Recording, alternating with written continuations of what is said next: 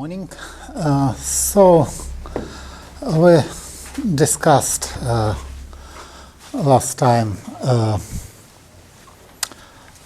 the phenomenon we call, well, everybody call attractors,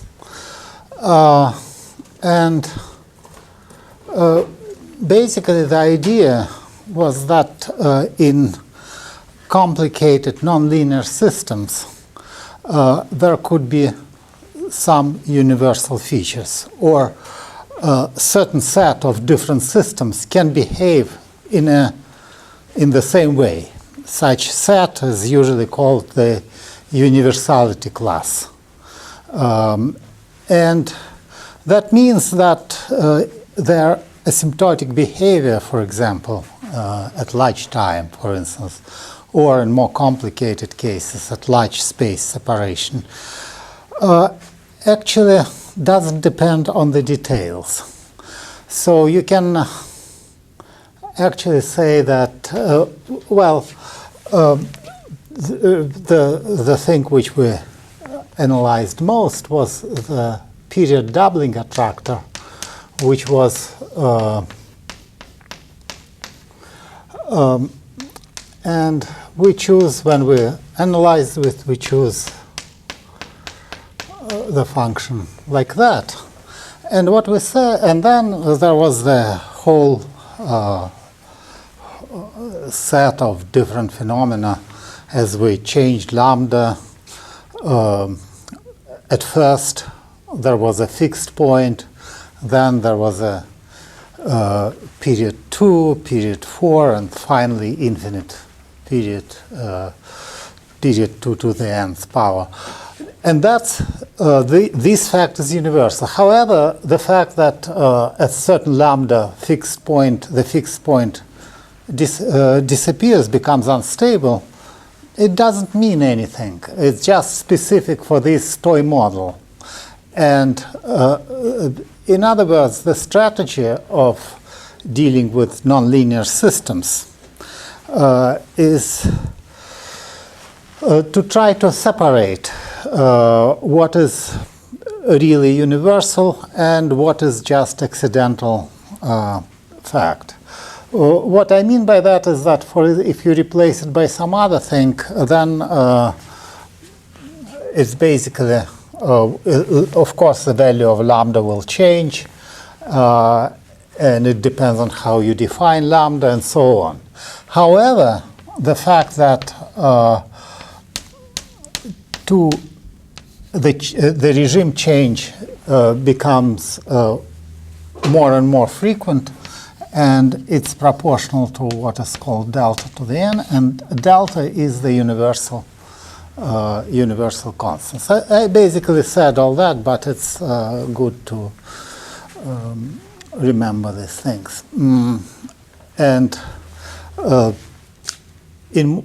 So if you deform the system a little bit, delta will not change. In this sense, it is a topological invariant. Topology, in general sense, not it's usually defined in much more narrow sense related to geometry, but in a general sense, it's the examination of the properties which are unchanged under small deformations. In this sense, geometrically, this picture and this picture are equivalent, but not equivalent, for example, to two circles or something like that. Anyway, we found that this period doubling attractor is the first attractor of the which is non-trivial, which was not known in the 19th century. In the 19th century, what was really known was that you have fixed point or you have limit cycles, but not these guys.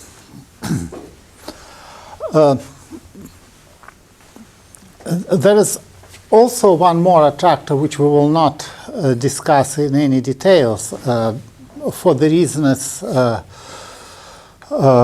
it's really you need to do numerical work to analyze it, and not much known analytically.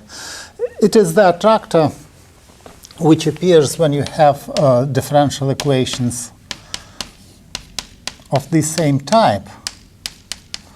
But you have not, generically, as I said before, you have, if you have two unknowns, then it's mostly limit cycle, which is not trivial. But if you have three, of course, you still have the limit cycles, you still may have fixed points, but also you have something else. Namely, there is a two-dimensional manifold to which trajectories are attracted, but then they become completely chaotic when they reach this manifold. And that was discovered actually not by a physicist and not by a mathematician, but by a meteorologist whose name was Lawrence. He just used it to explain the difficulty of predicting weather. And I think it belongs to him, I don't remember exactly, the phenomenon called the butterfly effect, meaning that if butterfly flew somewhere in the Pacific, it produces perturbation which is exponentially growing, and it causes the storm in the Atlantic, something like that. I think it is from his paper. The paper is very good, actually. You can read it. There is a collection of papers on chaos where you can find it. Anyway, we want to study this chaotic behavior. We will not study the approach to these things. As I said, it's mostly done numerically. Unlike the beauty of the Feigenbaum attractor, of the period doubling attractor, is that you can do so many things analytically. It's a really beautiful theory. But and by the way, before I forget, I'll also tell you how it is. I mentioned this actually, that it is observed in nature. This constant delta and another related constant alpha, which determines the scale of those bifurcations, they are observed experimentally in the experiments, which is simple convection of the fluid. So what people did, they took there's different temperatures of the plate, and you take first small gradient of temperature, and you will see the two rolls at the beginning of the fluid, which is convection. And if you measure, if you put a thermometer here, it's static. The temperature will be constant. It will not. It will be time independent. So you put somewhere in the middle a thermometer.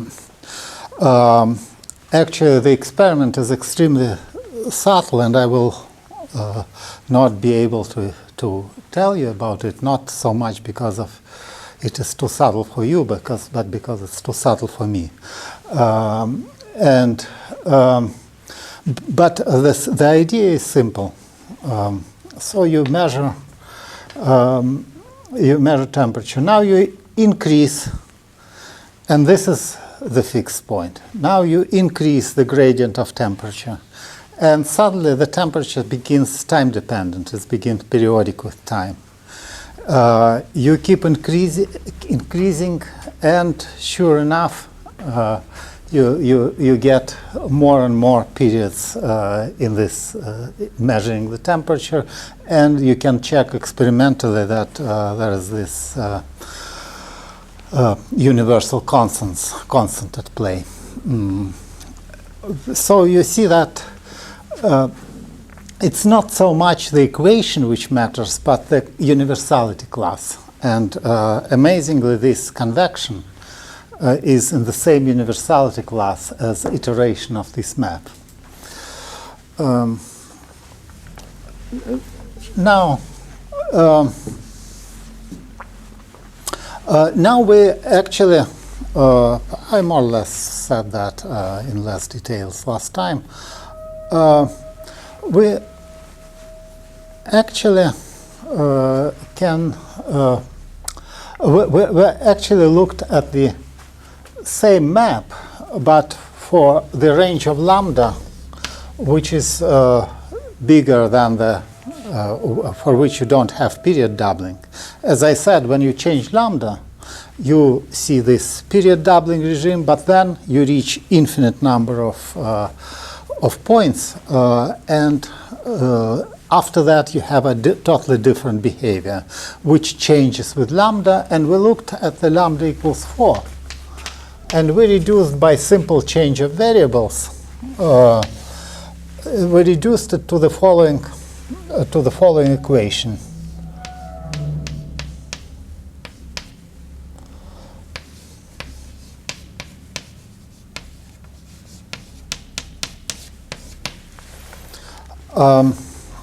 And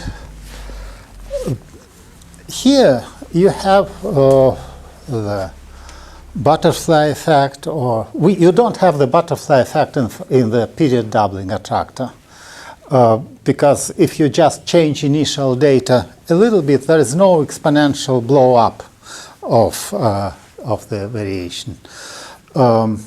You just get it is stable, in other words. So unless you are you cross the critical points. But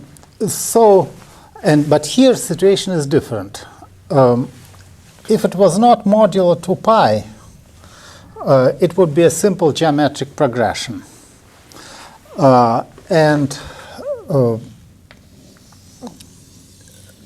With time, we can visualize it like that. We have a circle, and if we start somewhere here, we will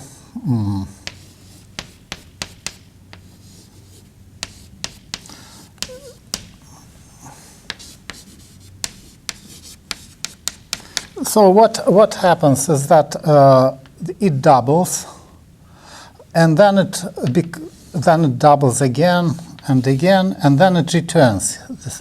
And as a result, you have this complicated picture when the trajectory,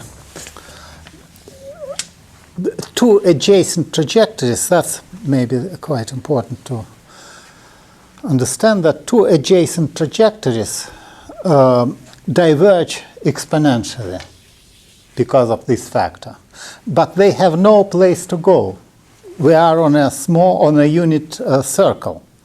So as a result, you have a complete filling of the unit circle, and this is just, but in fact you have more than that, as you will see. But it's actually quite easy to prove that the system is ergodic. Now, what does that mean? Let me remind you. The ergodicity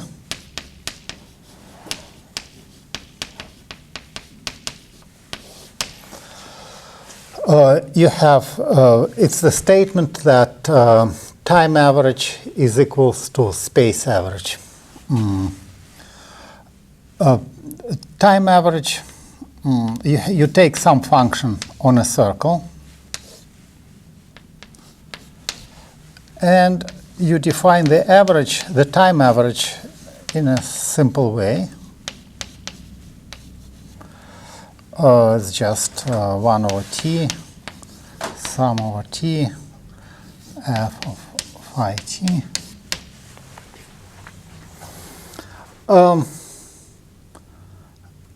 From, say, 1 to t. And the statement we have to prove, which we proved in a somewhat simpler case of harmonic oscillator, is that this average is equal to the integral d phi divided by 2 pi f of phi from 0 to 2 pi. So the probability to find the system in the interval d phi is simply proportional to d phi, because there's no special points on the circle.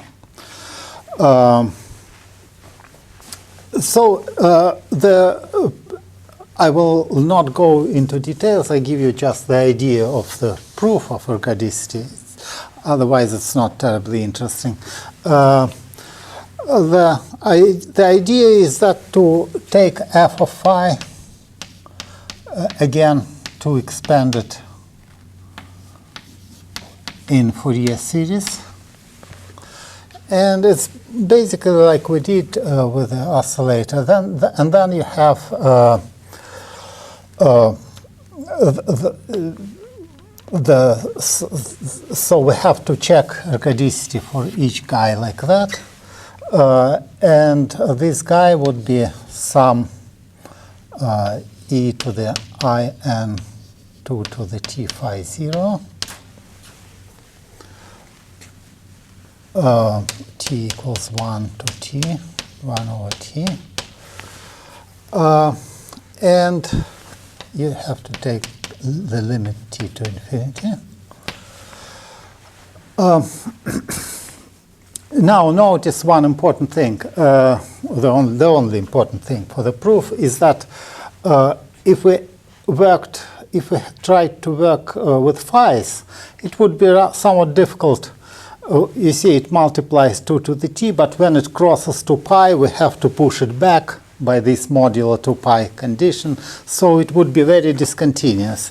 However, so in other words, this notation means that phi t plus 1 is equal to phi t plus 2 pi k, where k is chosen so that phi t plus 1 lies in the interval between 0 and 2 pi. That's the meaning of this notation, modulo 2 pi. You just have to add the integer to push it if it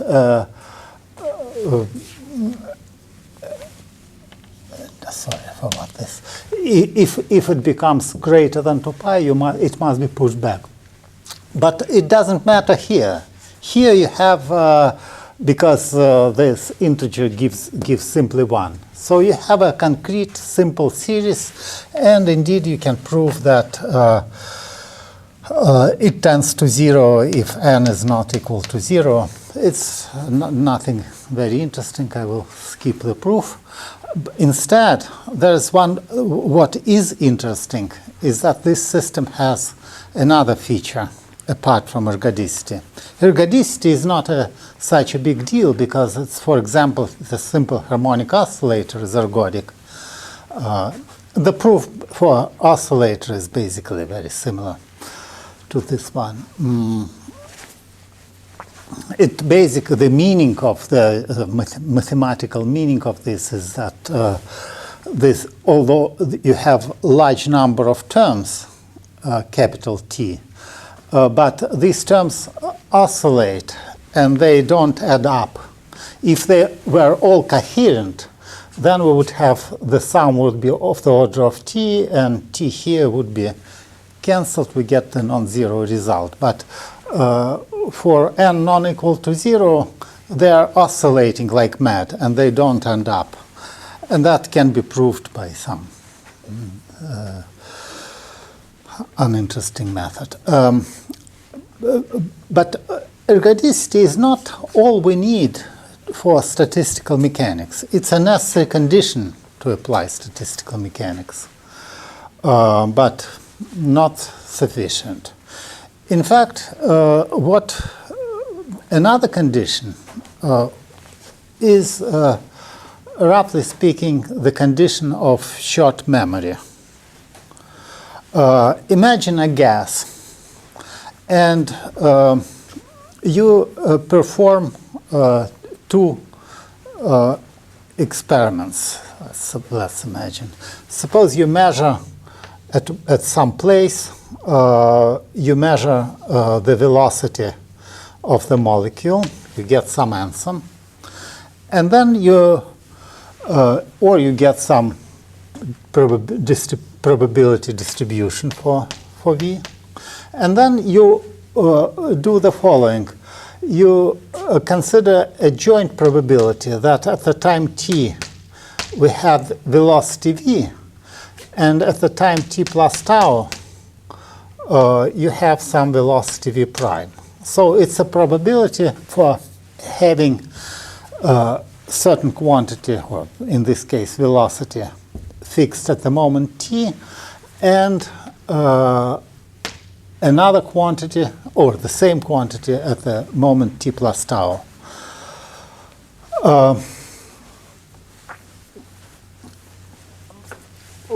What do you think? Suppose that we, how to make these two measurements completely, we understand physically that in the gas they are completely independent if you wait long enough. Of course, if you measure. So how long should we wait? What would be your intuition to forget about the previous measurement? So the expected time till one collision between molecules? Yes, that's more or less correct. So if tau is large enough, if you have any more, if we return to this notation, and that's by the way, that's what we need when we do not see in the gas, we do not see any correlations in time. And that's what we need. Decorrelation is needed to apply statistical mechanics together with ergodicity. Let's formulate it more precisely. We introduce the two functions. Now let's suppose we have two functions, and we measure the product of, this is the function at the moment t, and another function at the moment t plus tau. And we take the time average of this. So we sometimes it's I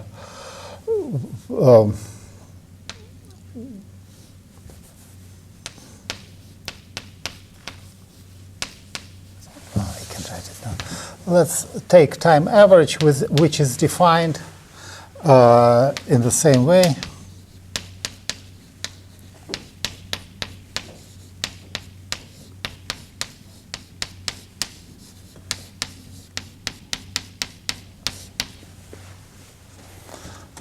This is the time average.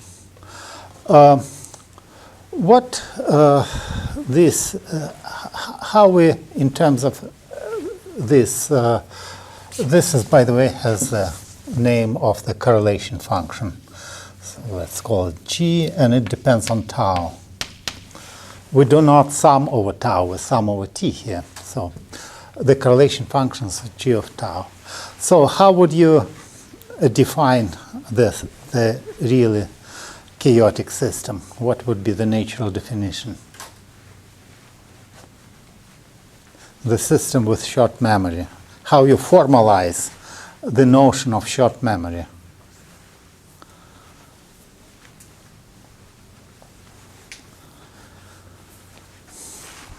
In terms of this function.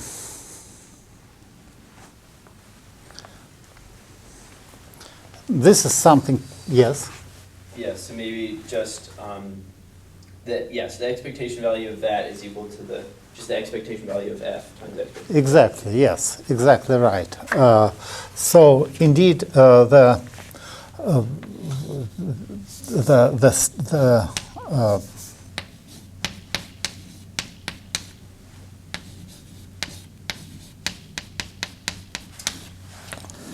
average, it's convenient to consider minus f average, g average, This guy, by the way, they don't depend on tau. So you use this thing. Let's call it another function, f of tau. And now it's a concrete mathematical expression like that, with which you can deal using Fourier analysis, etc., and some less elementary tricks. But from what we already discussed, what would be your best guess about the behavior of f of tau at large tau? And in fact, you can easily expect the asymptotic behavior of this thing. So other than that, it goes to 0? It goes to 0, yes, that's one thing, and it's correct. But how it goes to 0?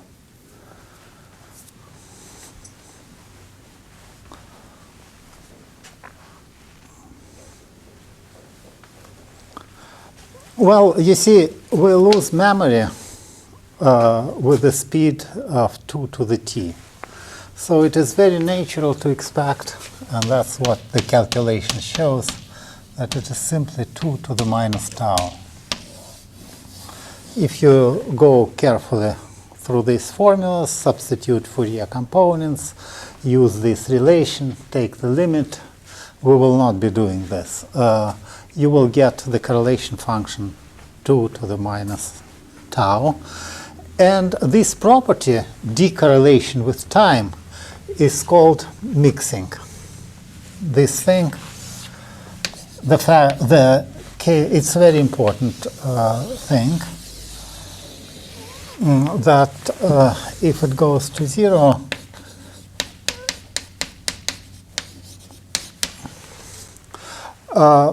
and when you have both ergodicity and mixing, that's more or less the system which you can describe statistically. Now, this is the most trivial example of. There are many names for this phenomenon. A half-serious name, as I already mentioned, is the butterfly effect. More serious name is, but unfortunately too long, would be sensitive dependence on initial conditions. That's used. This name is used often. There is a name chaos. There is a name mixing. But in any case, in all cases, it's what's happening. And as I said, there is no mixing. What would be your expectation for harmonic oscillator? Remember, we looked at harmonic oscillator in the phase space, and it moves around the circle, and etc. What do you think it will be? Periodic. Periodic. Periodic, yes, and it will be. You are right. It will not be. It will not belong to this class. It will be ergodic, but when you calculate, actually, that's a good exercise to calculate this thing. Good, simple exercise. Calculate this thing for a harmonic oscillator. It's very simple. And then you will find that this correlation function is simply periodic with time. It doesn't go to 0, it remains periodic. And that obviously not what we observed when we looked at the large set of molecules. Okay, there's one more very crucial, very important example of mixing, of the system with mixing.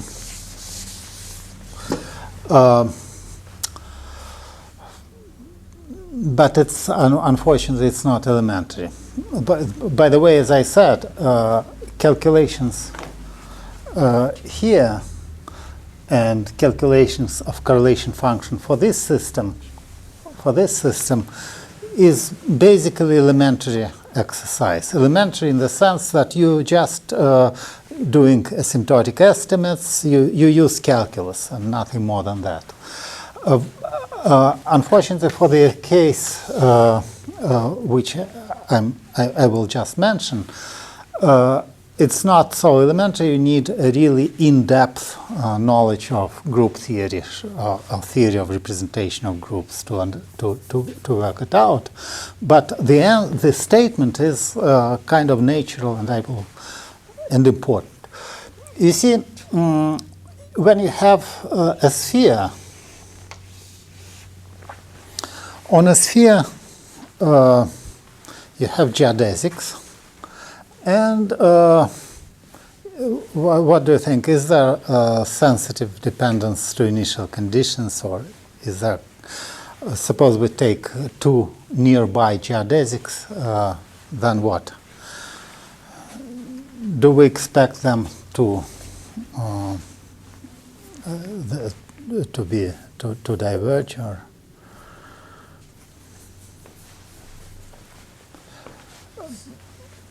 It's, in what sense do you mean, do we expect them to diverge? Well, in the sense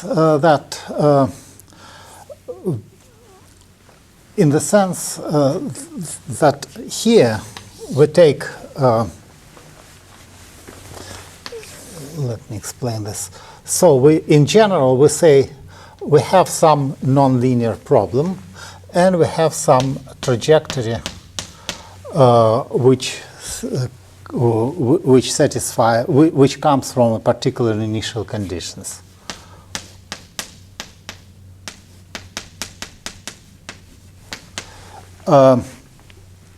Now, take a slightly different initial condition. Then, in chaotic systems, if you do like we have it here, we can consider a small variation, and you will find that it diverges exponentially. This gamma in this case is logarithm of 2, but in general this exponential divergence, this has a special name. It's called Lyapunov exponent.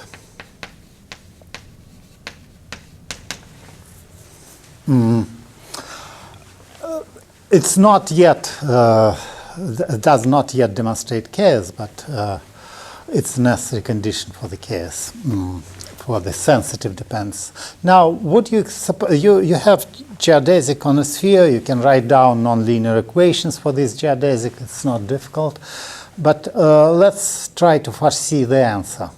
Do you think you will get those Lyapunov exponents on a sphere? What are geodesics on a sphere? Great circle. Great circle. Now suppose you just change a little bit this great circle. It doesn't go anywhere. It's just a little, you change it a little bit, and it will be this small change will not become large one. Okay. So there's on a sphere there is obviously no chaos. However, you can analytically continue the sphere, and it becomes what is called the Lobachevsky space, when the curvature of the sphere becomes negative. It is actually, the Lobachevsky space is somewhat difficult to draw. You can draw it, but it will be singular in three-dimensional space. It's a regular space which is obtained as analytic continuation from a sphere to the imaginary radius. The curvature then the sphere become hyperboloid, but then you have to set up a particular metric on the hyperboloid, and in any case it's but it's a well-defined surface. You can embed it without any singularities in starting from 4 dimensions, 4-dimensional space. With 3, as I said, it's a bit clumsy. Not enough space in our space.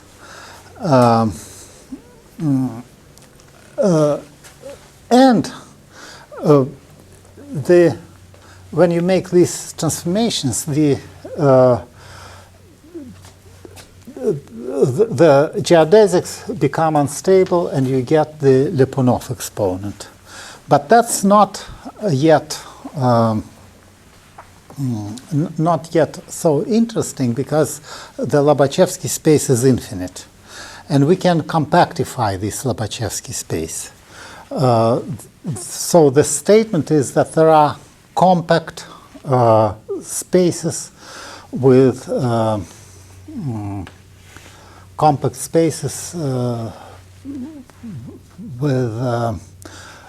sensitive dependence of initial conditions. So you see, it's even I didn't realize it will be so difficult even to define it. If you squash the sphere, won't you have the same? No. What do you mean? You just compress the sphere a little bit. Yes. And why? That's not, you will not get negative curvature in this way. No, I'm saying that when the geodesics start to deviate from each other. Yeah, well, the geodesic deviate from each other. It's easy to see that this delta x of t, this Lyapunov exponent, is related to the curvature. Then it is real.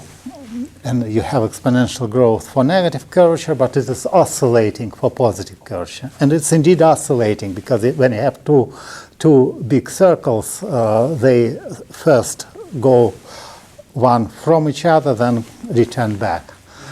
Of course, you can see it from the equations for geodesics. That's very simple. So you indeed need, if you write down the equation for geodesics and do the variation, that's called the Jacobi equation, then you will see immediately that characteristic exponent is correlated with the sign of curvature. Now, there was a very beautiful work by mathematicians using representation of groups and those compact Lobachevsky spaces. Those compact Lobachevsky spaces are something like obtained by factorization with respect to discrete groups. It's something like non-Euclidean crystal. Very interesting, very beautiful objects, which mathematicians proved quite rigorously that in this case you have both ergodicity and mixing. And why it is interesting for physics? It's interesting for physics because remember we had Maupertuis principle, which is basically said that I'm writing it down very schematically. This was Maupertuis principle. Now, when you have many molecules, you can actually write down the Maupertuis principle in the n-dimensional space. It doesn't take much paper to write it down for the dimensionality 10 to the 23. It's just the same formula. And this can be interpreted. We already discussed something similar in the case of a sphere.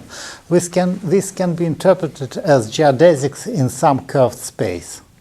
And it was possible to show that this curved space they have negative curvature. So the chaotic behavior of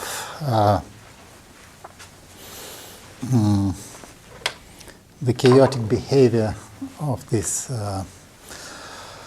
a gas of interacting molecules with some reasonable potentials is indeed chaotic. Okay, I probably went too far with this. It's very beautiful stuff, but it's highly non-elementary.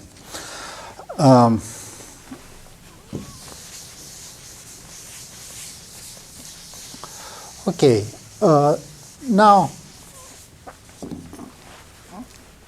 and generally, it's not easy to decide and to describe the chaotic systems.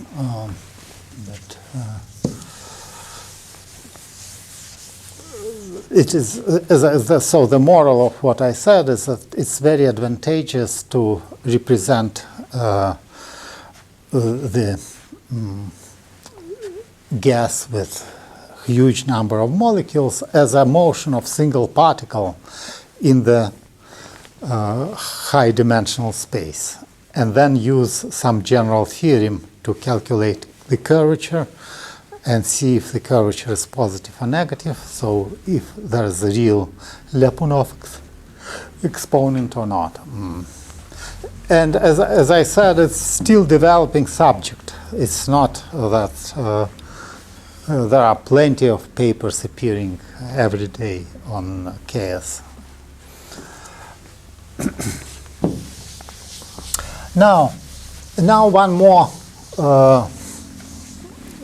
chaotic example of a very different kind, of a very different universality class, but it's very important, which is turbulence.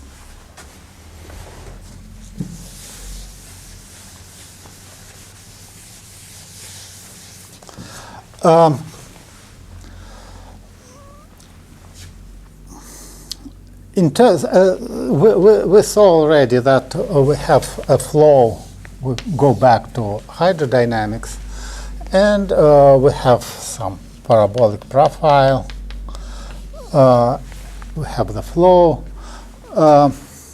and this flow becomes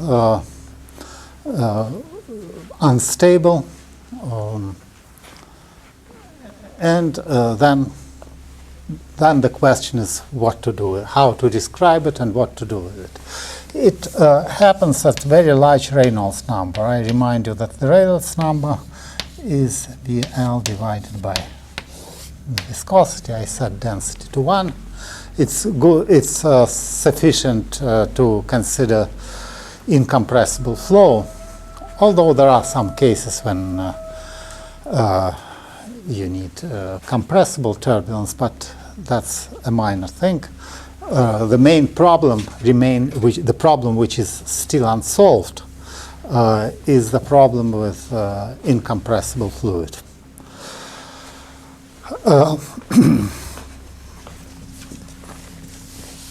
And the first thing which you start thinking about when you start thinking about is how to describe the system. It does not make sense to, if you have a particular solution, of course you can say, okay, we have the basic equation, we have the Navier-Stokes equation, let's solve it, at least numerically. But that doesn't make sense, because instability means that if you have a slightly different initial condition, or a slightly different geometry, if there is some tiny bump on the pipe, the flow will be totally different. There is exponential enhancement of any small details. Any small difference is blown up. That's almost by definition the instability. So it does make sense even to try to solve this numerically or by some other means. Instead, one should try to define the physical quantities which are kind of average. The velocity itself is unstable, but its expectation values, its correlation functions are stable. That's the first thing which you can conjecture, and it's basically correct. So if you can do the following thing, for instance, you can define the correlation function as a function of x1 and x2. You can take I shall explain the notation in a moment. Say v of x1, v of x2 square, and you take these brackets means taking the average. You can take the average, and by average we mean just time average. So you can imagine yourself sitting at the waterfall, and there are 2 points. You see, when you look at the stream, it's clear that it's hopeless to find an exact solution or to define V itself. But in the average, if you take 2 monitors at 2 different points, this correlation and the average things with time, it makes sense. It's actually a stable quantity. If you change geometry a little, it will change only a little. But then, what kind of approach to take? You can try to write down the equation for these correlation functions. And the type of the equation, where the equation come from? Let's take the general correlation function, which is v alpha 1 of x1t, v alpha 2 of x2t,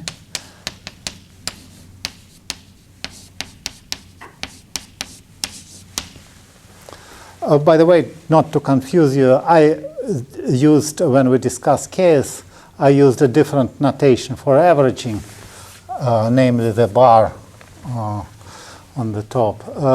Both notations are in use, but just somehow it's in this context people more often use these brackets.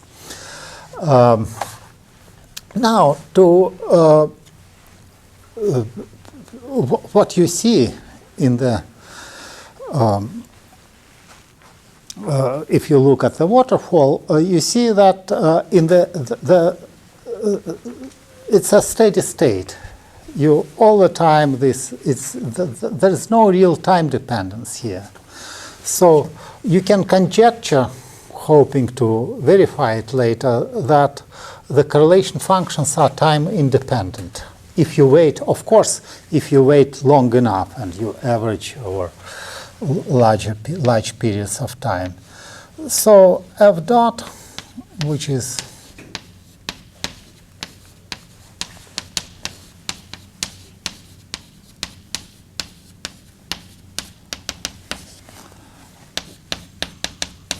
will be 0.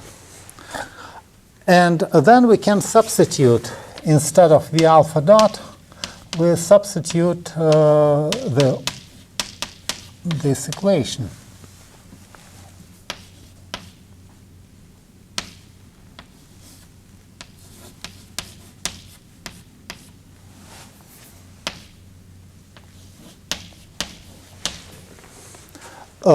As a result, you will get the relation. You see, if it is n-point function, this term will give you n plus 1 point function. This term will give you n-point function. This term will, as you can see, will give you n plus 1 point function also. So we will have a system of, we have a set of correlation functions, and there is the system of equations for the correlation functions, which replaces the original equation of motion. And the interesting thing is that very similar systems of equations, it's an infinite system of equations. Now it's highly non-elementary.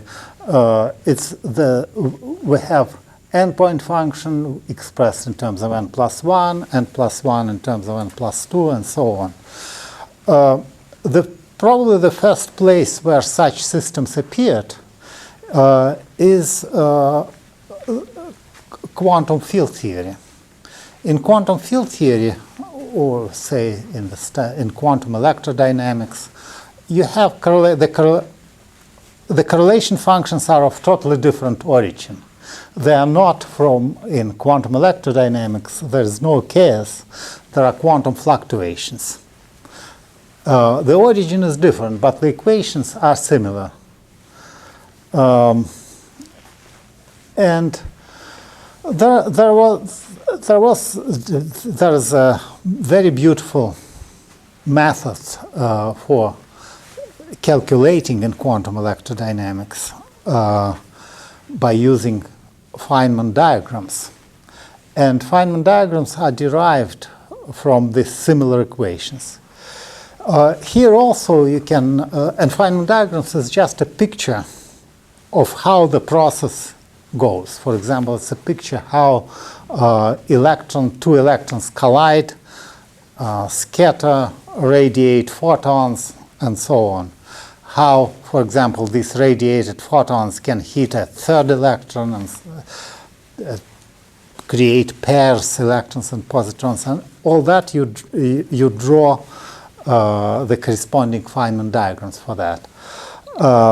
And not only you draw them, but you have a precise rule how to calculate each diagram. Unfortunately, here you also can have the analog of Feynman diagrams for these things, but it's not very helpful. And that's basically why the theory of turbulence is still an unfinished theory. So, although we know in principle how to proceed, we know the first principles, we still don't have the solutions for these equations, except for some simple cases. But there are also, so it sounds pessimistic, but there are some great successes in the theory of turbulence, and they are based on the trying to imagine what kind of answer will follow from those equations. And to get the reasonable answer, you have to create first the physical picture of turbulence. And the picture which is the closest to, we still don't have complete picture, even on the level of physical picture, even that is not complete. It's quite interesting, actually. You know, it's in a sense the opposite to what we have in high energy physics. In high energy physics, we have a lot of sophisticated methods and results and very few experiments. And when you choose the experiments right, they are, of course, wonderfully described with methods of quantum field theory with huge accuracy. Quantum electrodynamics is one of the most accurate theory ever existed. So it is good, but as you go to higher and higher energy, you need higher and higher accelerator. In the theory of turbulence, it's kind of the opposite. You have hundreds of thousands of experiments, but you don't have theory. And so it is a challenge to theoreticians. So, returning to the physical picture. It was created surprisingly by the great mathematician Kolmogorov. So the Kolmogorov picture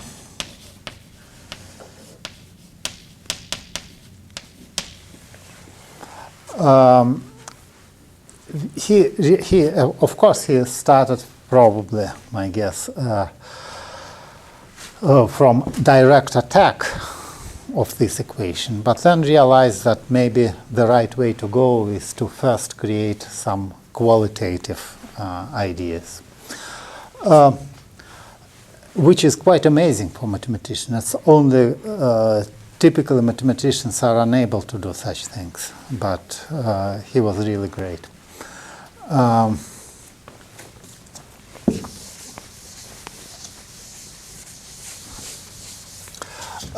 He visualized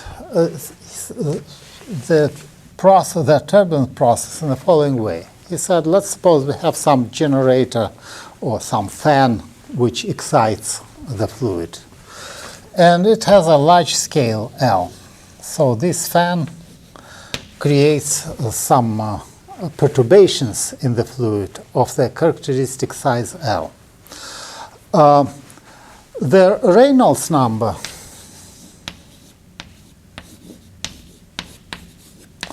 is much greater than 1. We will be actually discussing what is called the developed turbulence, namely the limit when where the Reynolds number tends to infinity. So, which means that it basically means that viscosity has no effect at this point. It can be considered Reynolds number to infinity means viscosity goes to 0. But what then happens? What happens according to Kolmogorov? This perturbation, or eddies as they called it, decay onto several smaller perturbations, which are still large enough, but the Reynolds number is slightly smaller, effective Reynolds number in this perturbation, but it's still large enough.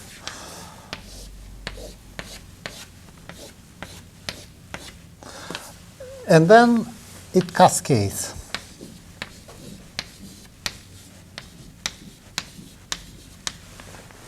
The energy of the original perturbation is transferred to this one, to these guys, and then to the next generation, So suggest where the cascade will end. You pump in energy here, and you hope to have the steady state, so the cascade cannot go forever. So what would be your suggestion? If we're talking about physical systems, would we might get down to molecular scale? The what? The molecular scale? Well, not necessarily. You see, the effective Reynolds number gets smaller and smaller. So it's roughly speaking, here it's roughly 1/3 of the original Reynolds number. Then it's smaller and smaller and smaller.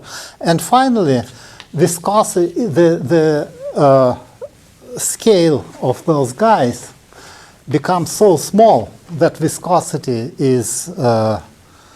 becomes important, becomes 100% important. Viscosity, you see, the friction is created by the gradients. If the gradients are small, you don't get dissipation at all. So here at this stage, there's no dissipation. However, when the perturbations or eddies become small, so that the effective Reynolds number is 1, then dissipation turns on, and the energy goes into heat, into molecular motion, indeed. But it happens when effective size, which we will determine actually, effective size is such that effective Reynolds number is equal to 1.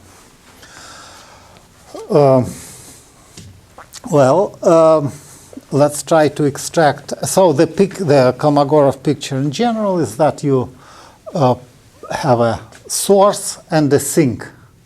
The source is some mechanical device which excites the fluid. You have two scales, the scale A and the scale L. The scale L is the scale at which energy is pumped into the system. The scale A is when the gradients become so large that the energy dissipates. And we have steady state because we constantly put energy in and constantly take it out, transforming into heat. Yes? And so these arrows you drew, so they denote that, so that what exactly do they do now? Well, just that if you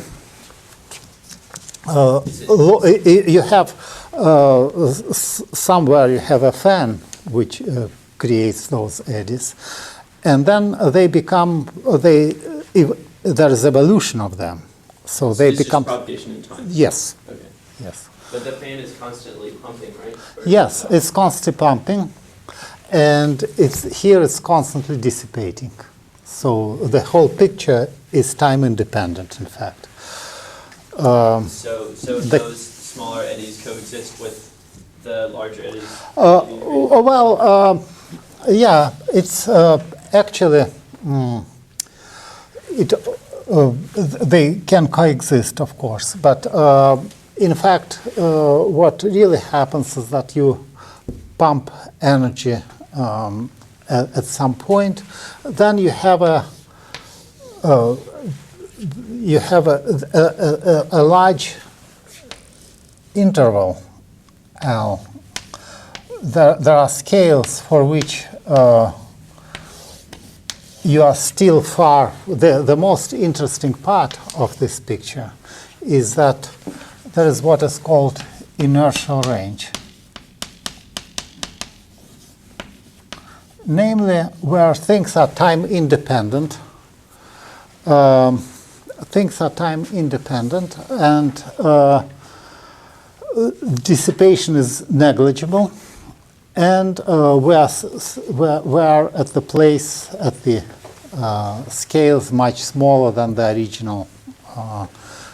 original fan. And in this,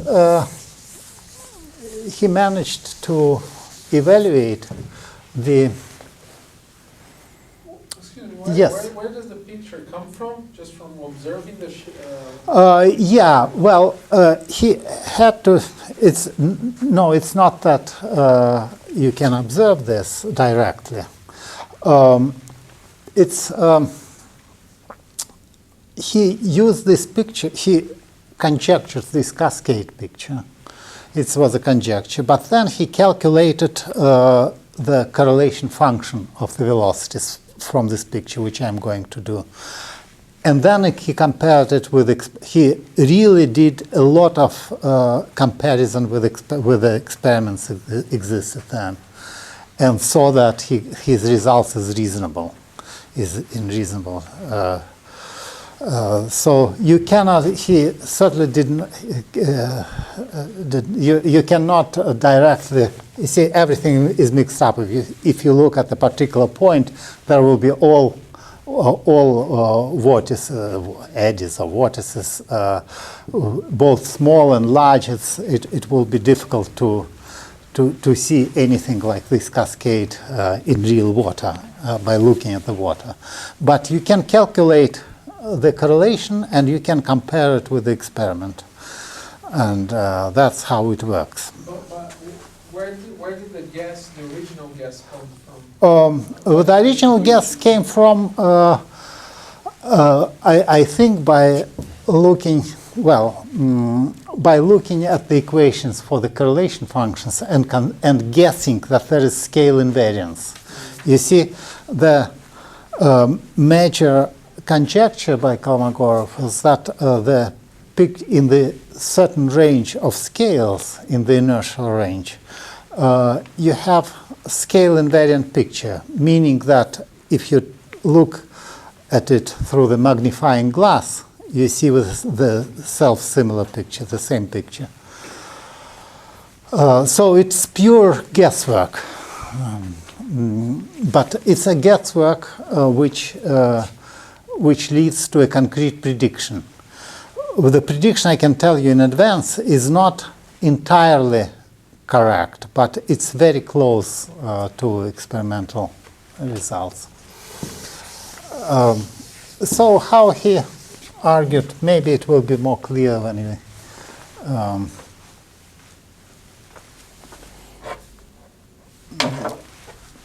how can we argue?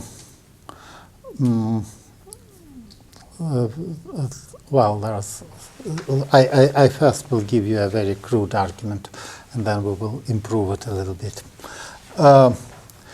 we say that let's introduce the basic quantity, which is energy transferred. Well, let me start differently.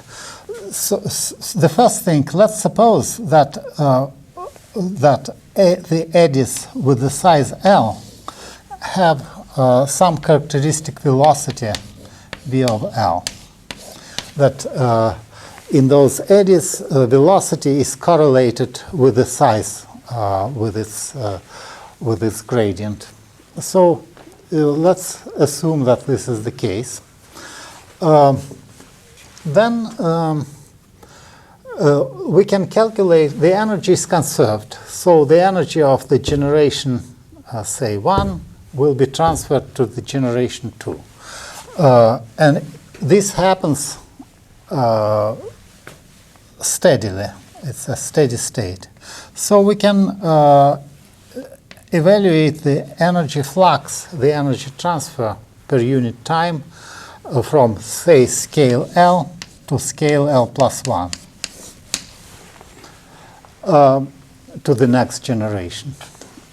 And he just make the following conjecture, that let's suppose that it depends on characteristic time of transfer T of L.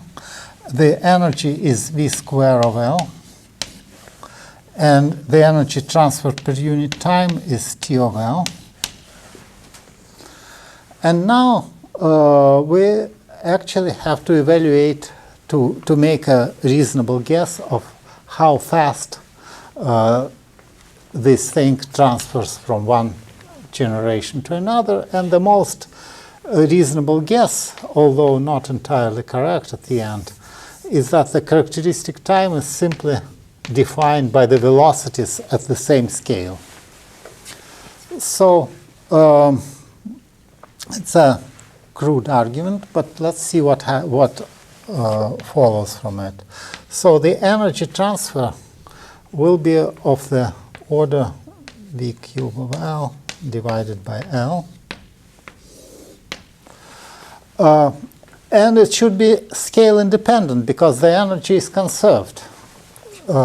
So we come to the conclusion, or Kolmogorov came to the conclusion, that V of L should be proportional to L to the power 1/3. And that, by the way, you can already try to measure in some way, try to establish the connection with it. Although directly it's still difficult, you will see how it is done in reality, how to check this hypothesis. And to check this hypothesis, so what was actually conjectured was that, first of all, that there is a hierarchy of eddies of different scales. That's the first thing. They coexist, but there is a hierarchy of these different scales. Now, for each representative of this hierarchy, I'm talking about this inertial range, there is a characteristic velocity, V of L. Now, the development consists of the flow from of the eddies of the scale L, transfer their energy to the somewhat smaller scale. Actually, it's a bit misleading.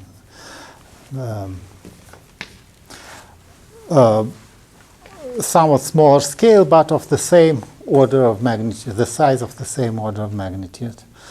And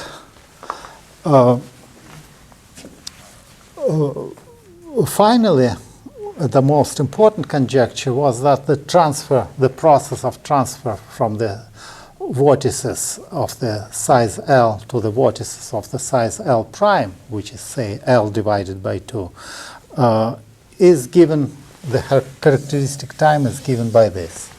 It's a dimensional analysis, basically, but the thing is that it could be not precisely L. It could be that we have another scale L on another scale A, and you conjecture that velocities of this scale don't really play any role. Now, how to check this experimentally, how it is checked. There are hundreds of papers in which this Kolmogorov law is checked. It's first rewritten in the form of the correlation function. It's a prediction about the form of the correlation function. Now let's take velocity at 2 points.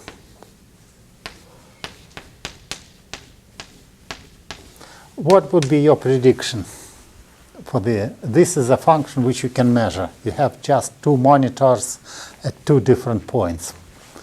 And you time average this thing, and it characterizes turbulence. Now, in the frame of the Kolmogorov picture, what do you think would be the answer? Try to guess the answer. First of all, on yes. Something like L to the negative 2/3, maybe? Yes. It's the Kolmogorov prediction was that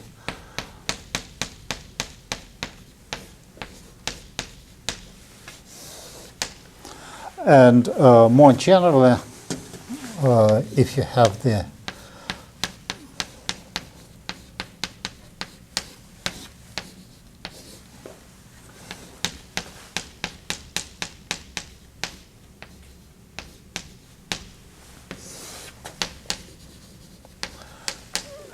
So those should be negative exponents, right? what? Should those be negative exponents? Negative? The negative 2/3 and negative n/3?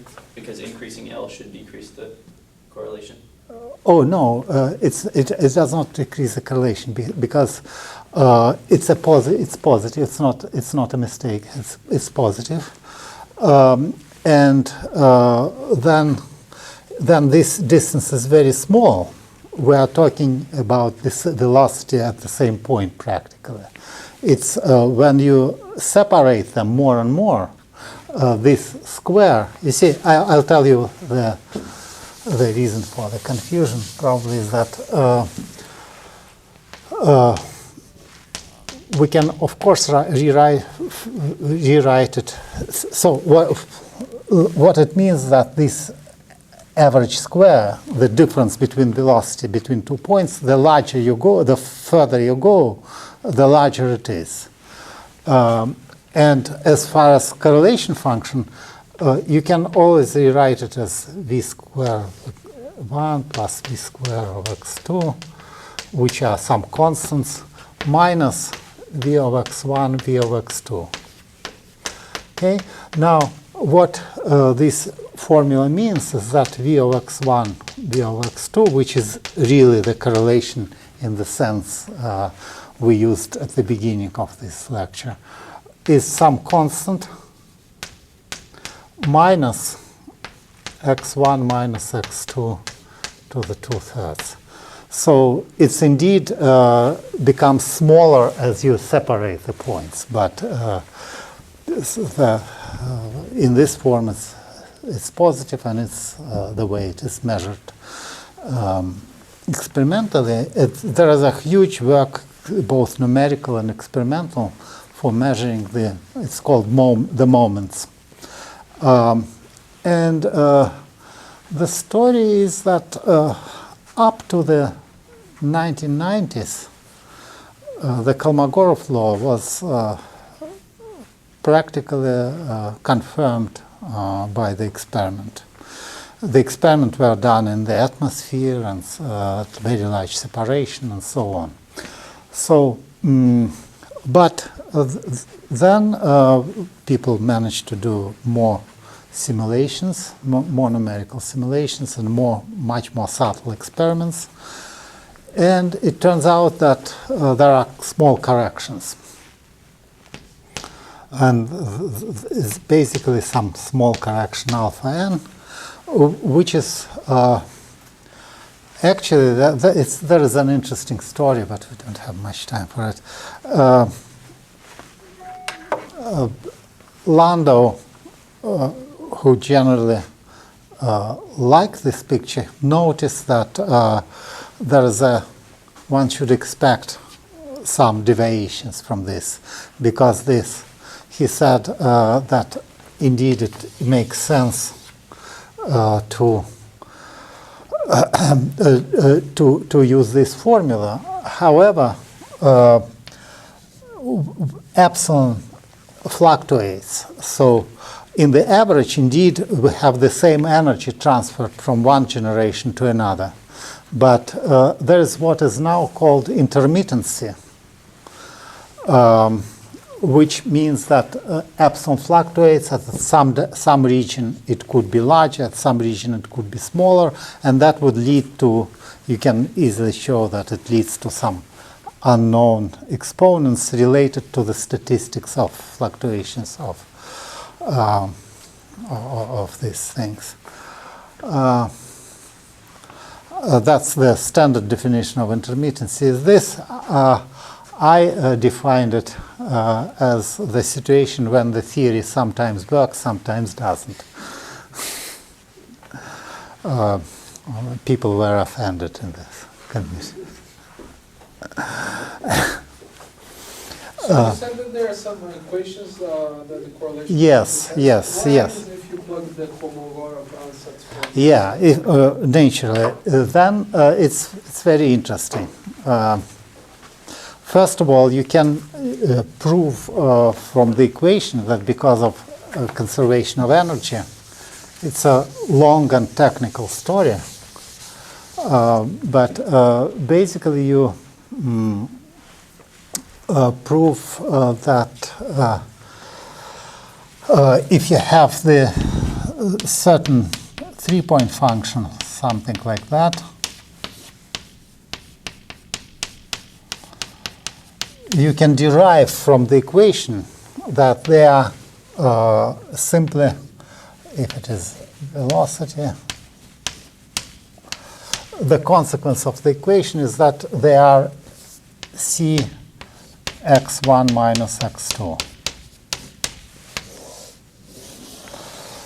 This can be derived, as you see, it's it coincides with the Kolmogorov statement, and indeed this intermittency exponent is 0, can be proved from the equation to be 0 for n equals 3. That's just, turns out to be just energy conservation. That's because the epsilon dot is scale independent, but epsilon dot to some power is not can depend on scale, and that's why this result is exact. If you try to substitute Kolmogorov's exponents, you will it's naively from the scale. There are too many unknowns. You can. The Kolmogorov gives you only this correlator, and you need to check things. You need some hypothesis or the answer for this correlator when you have n different points. So it's not difficult. It's not easy to check the Kolmogorov result. And in many related problems, in some related problems, it was possible to really calculate those intermittency exponents and find them. There's a, well, we're running out of time. There's a nice book. Well, first of all, you can take a look at the Landau and Lipschitz, of course. And it's interesting that Landau actually made this very deep comment about when it was just on the seminar given by Kolmogorov. But there's a more modern book by Uriel Frisch, which is which describes intermittency. There are pictures of turbulent flows and so on.